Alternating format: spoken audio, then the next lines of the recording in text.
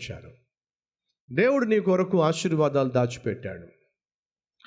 అవి నీ దగ్గరకు రావాలన్నా, నీ మీద కుమ్మరించబడాలి అన్నా, ప్రియ సహోదరి సహోదరులు, నిన్ను కమ్ముకున్నటువంటి అపవిత్రమైన వాతావరణం విడిపోవాలి. అపవిత్రమైనటువంటి ఆ చీకటి మేఘం విడిపోవాలి. ఆ చీకటి మేఘము, పాపము అనే మేఘము నీ మీద కమ్మబడినంత కాలం నీ జీవితంలో దేవుడు చేయాలనుకుంటున్నవి ఏవి చూడలేవు. సూర్యుడు ఉన్నాడో కానీ మేఘం అడ్డొచ్చినప్పుడు మనకు కనిపించడు. దేవుడు ఉన్నాడో, దేవుడు తన ఆశీర్వాదాన్ని, ఆశ్చర్య కార్యాలను నీ జీవితంలో చేయాలని ఆశపడుతున్నాడు. కానీ అవి నువ్వు చూడలేవు. ఎప్పుడో తెలుసా? పాపము అనే మేఘము నీ ఇంటి మీద, నీ జీవితం మీద, నీ ఆత్మీయత మీద, నీ సేవ మీద, నీ సాక్ష్యం మీద పాపము అనే మేఘము కమ్మి ఉన్నప్పుడు